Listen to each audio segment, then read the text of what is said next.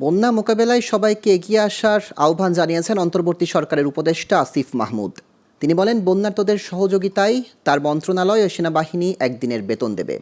শুক্রবার বিকেলে কুমিল্লা সার্কিট হাউসে জেলা ত্রাণ ও দুর্যোগ ব্যবস্থাপনা কমিটির বিশেষ সভায় প্রধান অতিথির বক্তব্যে তিনি একথা জানান। দেশের অর্থনীতির প্রসঙ্গে যুব ও ক্রীড়া উপদেষ্টা বলেন, এখন অর্থনীতি ভঙ্গুর পর্যায়ে। এ আন্দোলনের আগে রিজার্ভ বেশ কম ছিল। অনেকেই পালিয়ে যাওয়ার সময় কোটি কোটি টাকা সাথে নিয়ে পালিয়েছেন, আর ঋণের পরিমাণ 18 লাখ কোটি টাকা। তাই জনগণকে এগিয়ে আসতে হবে। সবাই প্রশাসনের কর্মকর্তা সহ অনেকে উপস্থিত ছিলেন। ঢাকায় বৈষম্য বিরোধী ছাত্র আন্দোলনের পক্ষ থেকে ত্রাণ সংগ্রহ করা হচ্ছে, আরও লজিস্টিক্স সাপোর্ট পাঠানোর তারা চেষ্টা করছেন। এছাড়াও সারা দেশেই বৈষম্য বিরোধী ছাত্র আন্দোলন কাজ করে যাচ্ছে।